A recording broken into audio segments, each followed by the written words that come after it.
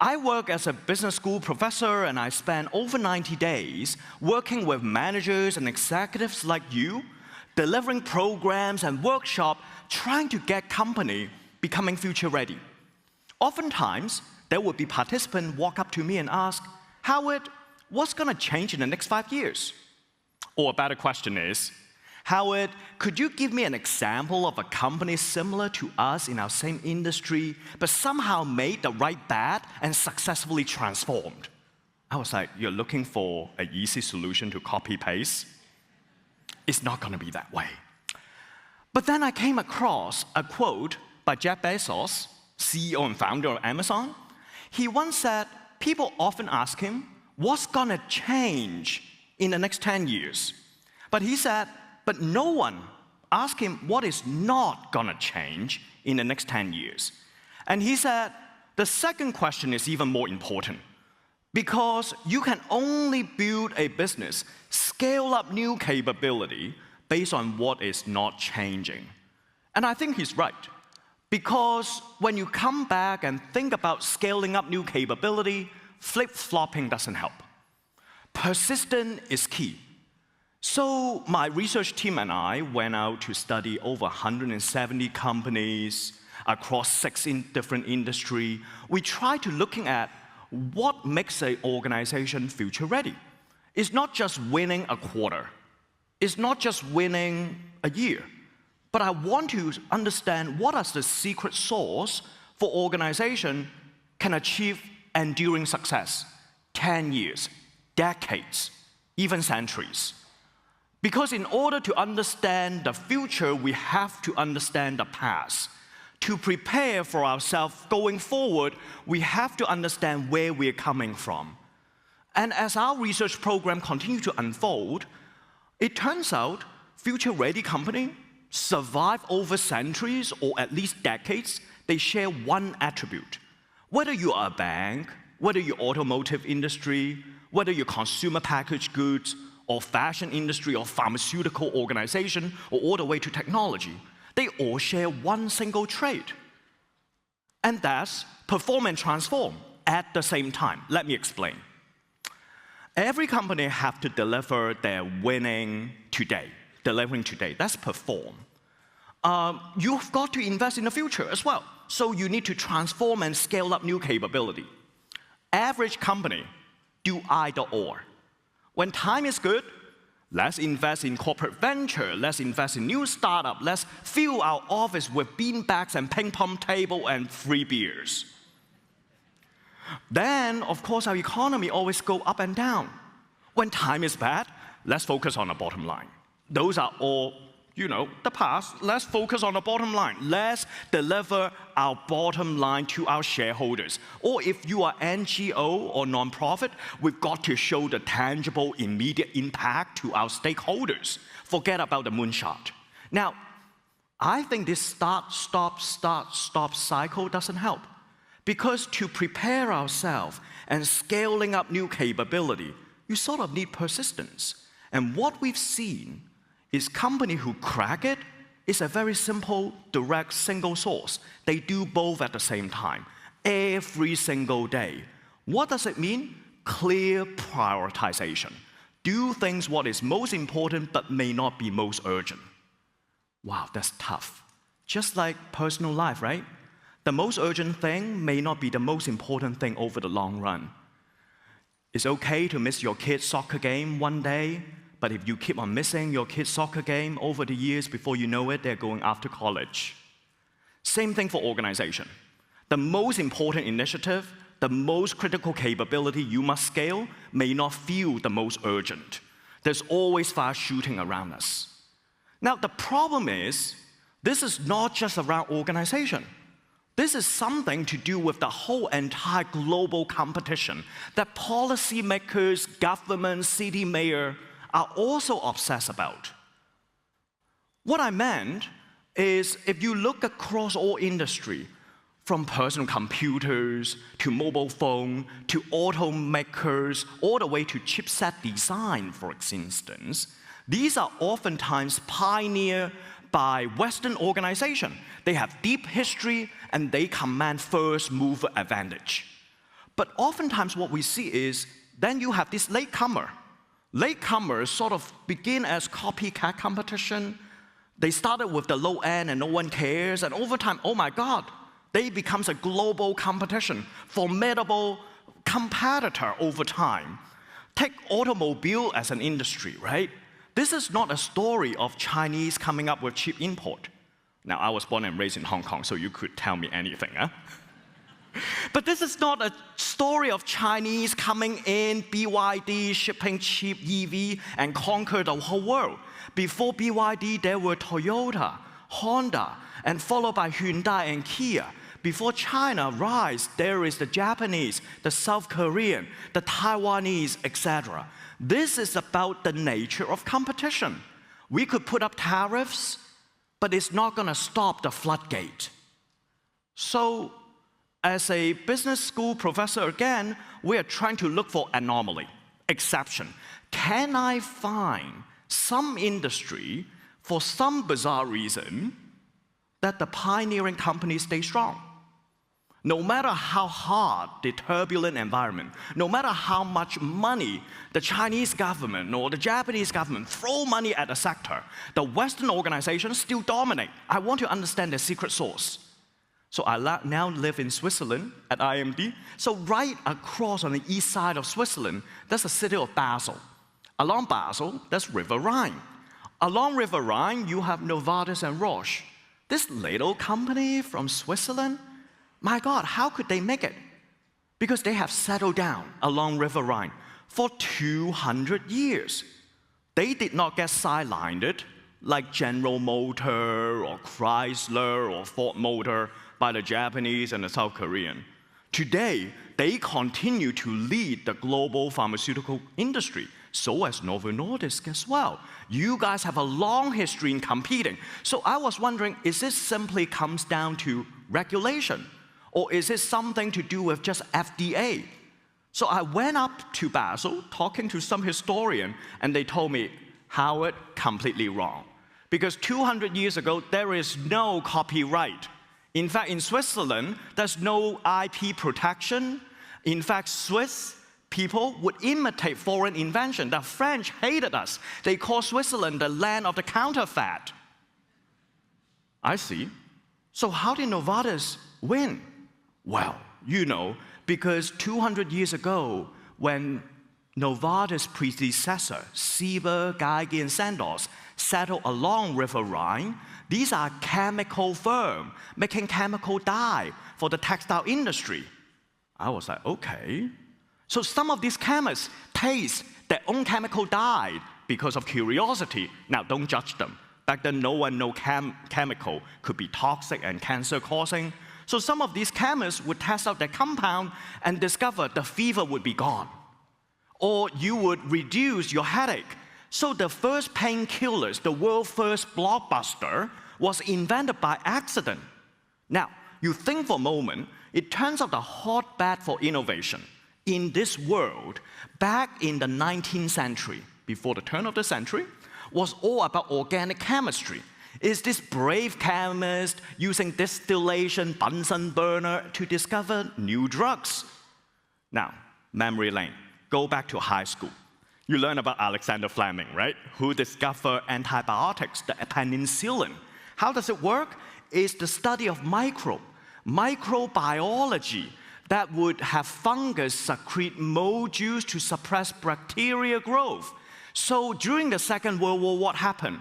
The US would ask, what is Novartis or Roche or Pfizer in the US or Johnson & Johnson to master deep tank fermentation to mass produce antibiotics.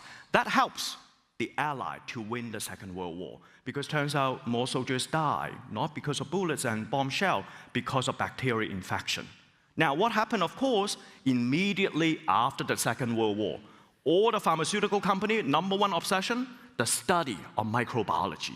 You see the move, you see the shift of capability from organic chemistry to microbiology. Today, you ask, what is hot in health science? What is hot among pharmaceutical companies? Of course, it's the study of genomics. the study of bioinformatics, the study of mRNA, looking inside the cellular reaction so that you could mount up your immune system to fight COVID or fight targeted cancer treatment.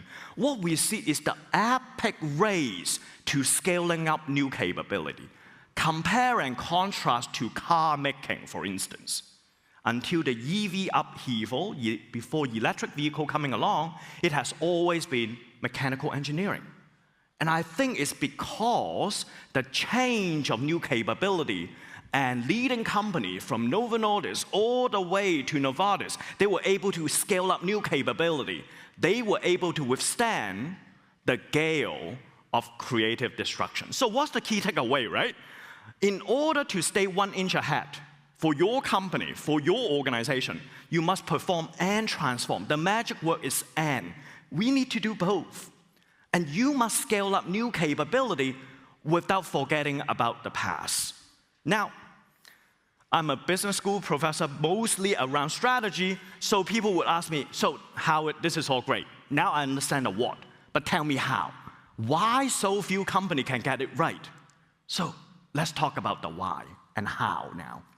What are the levers for you to pull so that you can prepare your part of the organization to stay future ready? Simple reason. You may not be CEO of a firm, but you may be part of marketing, or you may be part of supply chain. You want your influence for your part of the functions to stay future ready, so people always look up to you as for solution, and that's just a nice place to be in. But for organization that can scale up new capability, one thing that we observed is they need to have a shared viewpoint. Shared viewpoint is very hard to achieve. In fact, so hard, majority company do not have a shared viewpoint all the way to the C-suite. Let me show you some figures. There is a researcher called Don Sau from MIT, and he wants to understand, do companies actually have a shared viewpoint most of the time? So he had a very simple research design. He would go out and talk to different S&P 500 companies. So these are big American firms. So he would walking in and ask a very simple question.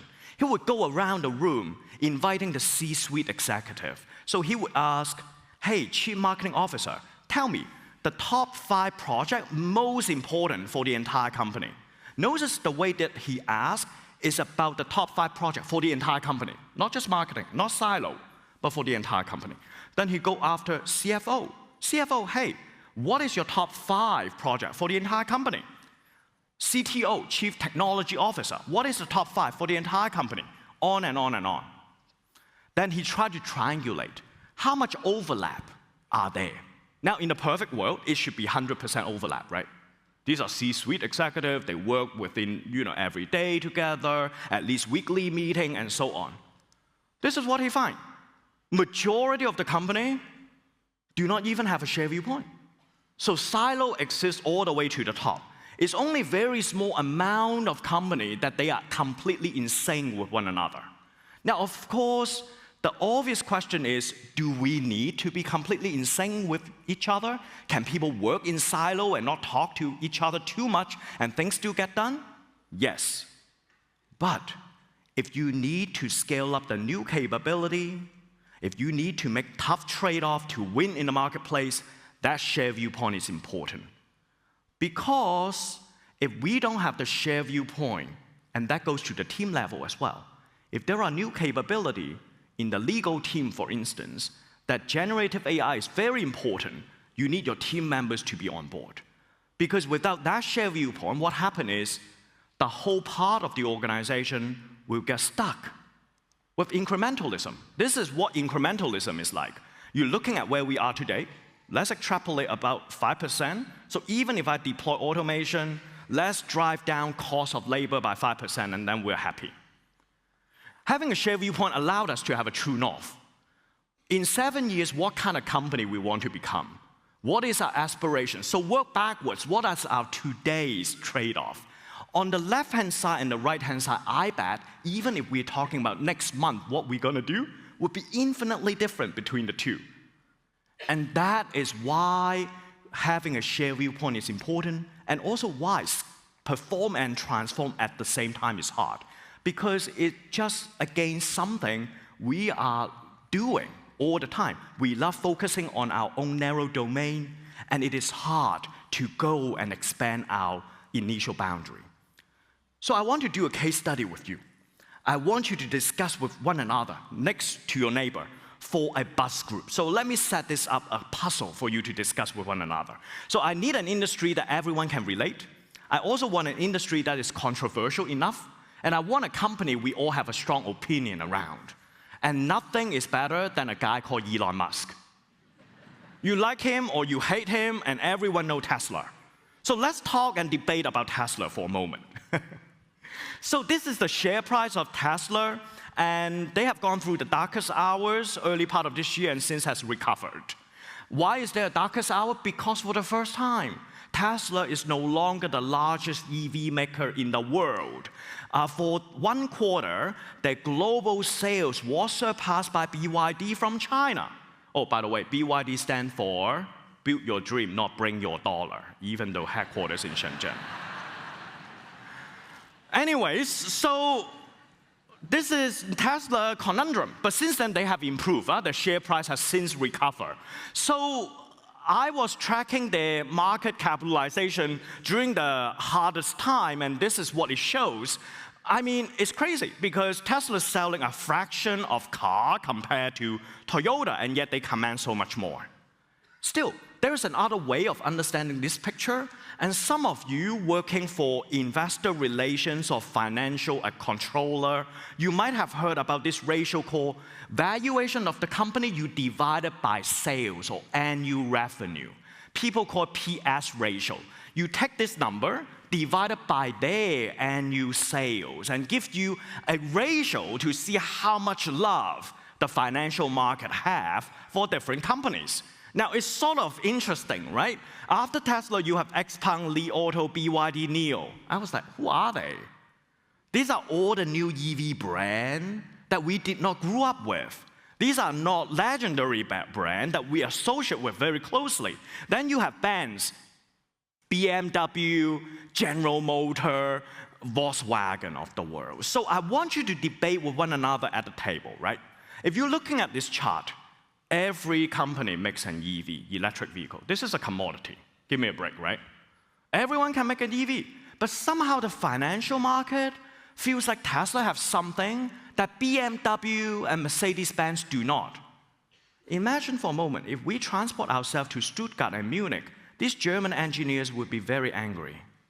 They thought the world is so unfair. I mean, the Tesla car is plasticky. You can feel the gap between the doors. Give me a break. And yet, the financial market feels very differently. So, here's what we call buzz group at IMD. I would invite you to talk to one another next to your neighbor, just very quickly, for a few minutes, just 1 minute. I'm going to look at the clock. What does Tesla have that BMW and Mercedes-Benz do not? Since everyone makes an EV already. Talk to one another. What does Tesla have that BMW, Mercedes-Benz do not? For 1 minute.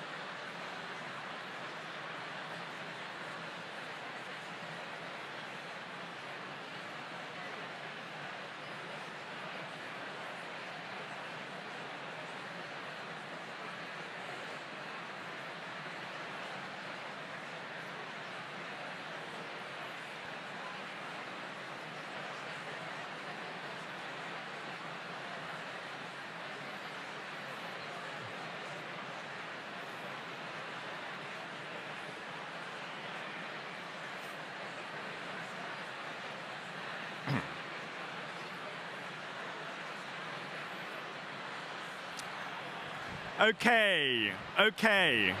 So let's come back together.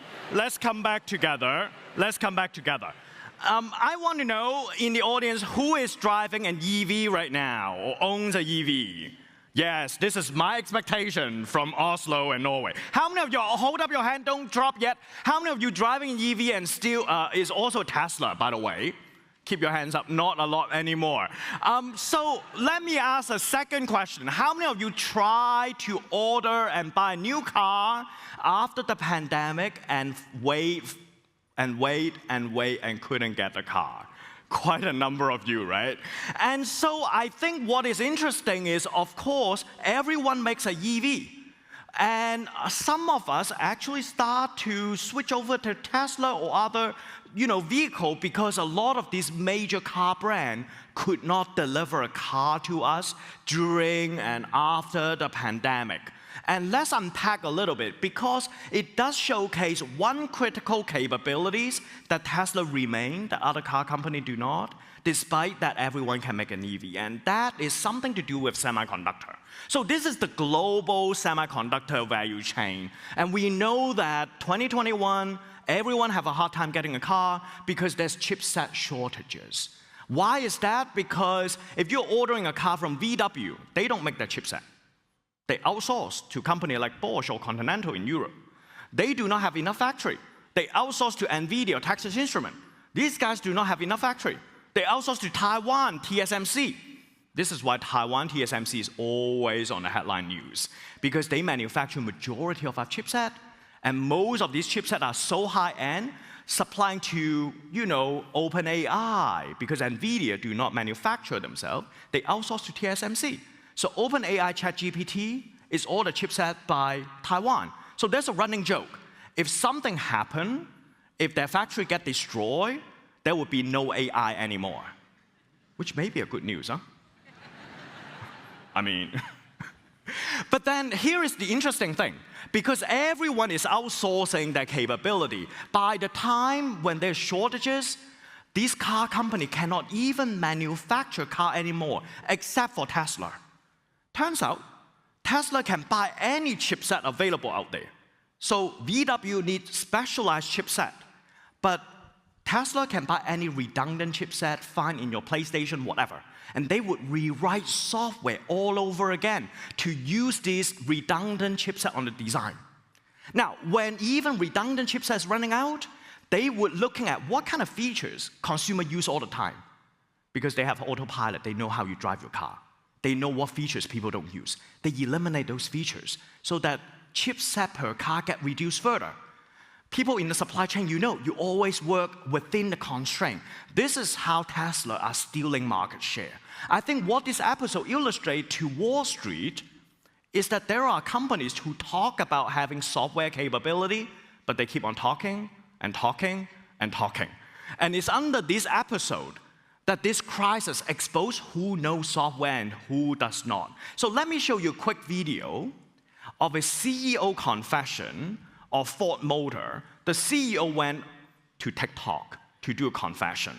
I don't know why he does that, but let's take a listen. To save probably $500 a vehicle, or let's say 350 quid a vehicle, we farmed out all the modules that control the vehicles to our suppliers because we could bid them against each other. So someone else would do the seat control module, someone else would do the engine control module. Right. And we'd have about 150 of these modules of semiconductors all through the car. The problem is the software are all written by 150 different companies, and they don't talk to each other. All the structure of the software is different. It's millions of code, and we can't even understand it all. So, that's why at Ford, we decided in the second generation product to completely insource the electrical architecture. Right. And to do that, you need to write all the software yourself. But just remember, car companies haven't written software like this. Yeah. Ever. Now, I don't know what happened to the share price after he gone public on TikTok. But this is not just Ford CEO talking about that. This is also by Mercedes-Benz too. The Mercedes-Benz CEO said, well, there are only two technology matters. One is electric drivetrain that everyone has now. The other is software, new capability. In these two domains, we decided to vertically integrate it. He doesn't talk about outsourcing to Microsoft and partner up with Google. He talks about vertical integration. We're going to own it. We need to understand and do it ourselves. Think about the pain. They're going to decide to write software as good as they were to design a chassis of the car. They would write code as good as they are assembling a car, bending metals. This is not going to be easy. But again, to remain relevant, you need to scale up critical capability. And this is about scaling it up, bringing it internally.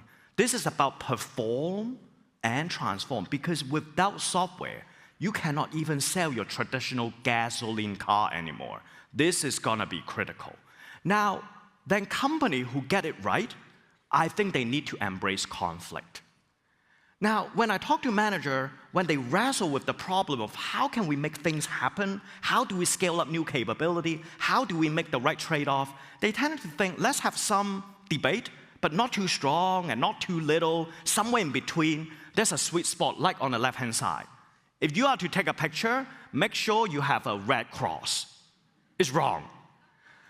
Turns out, organization and high-performing team who get it right, they have huge amount of debate.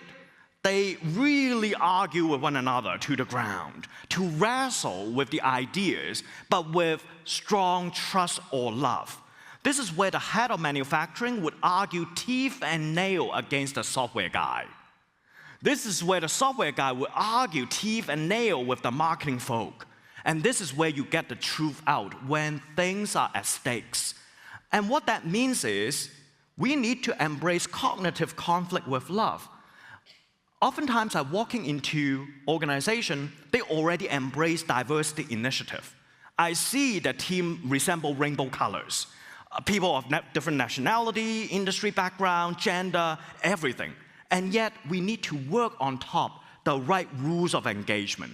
It's almost like you could recall an instance in your organization. Has there been a decision being made based on tough debate, but with love, as opposed to artificial harmony? What is artificial harmony? You're going into a conference room, you don't like what you hear, but everyone was smiling and nodding. And then fully knowing the moment I leave the room, I just do whatever I like. That's artificial harmony.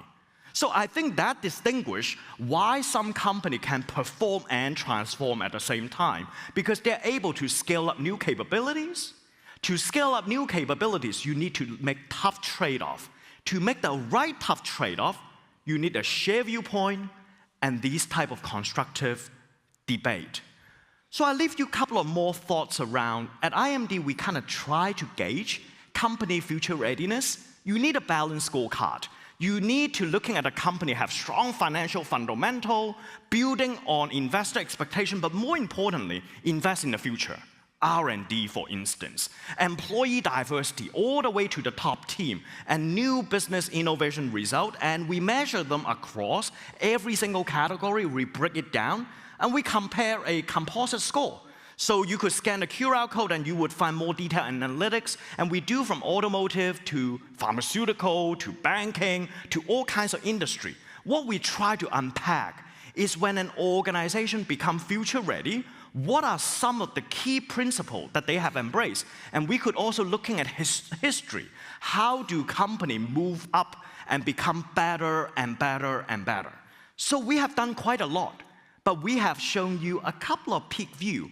How do organizations are able to achieve enduring success? It all comes down to 3 principles. You need to scale up new capabilities. In order to do that, we've got to have a shared viewpoint.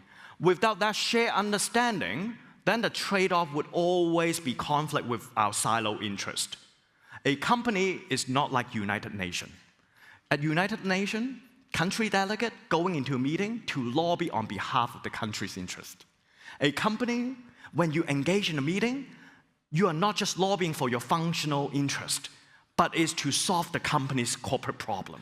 So that shared viewpoint is important. Second, stay curious to embrace that cognitive diversity of the team. But last, but most importantly, is to have a strong debate, but with love with your colleagues. This is why staying future ready sounds very simple and straightforward, but it's very hard to do. because emotionally it's challenging. But good news for us, you do not need to be Tesla overnight. You do not need to be like NVIDIA overnight. You just need to stay 1 inch ahead so that you can have headroom for growth. And you keep compounding that inch. Before you know it, you are miles ahead. Thank you.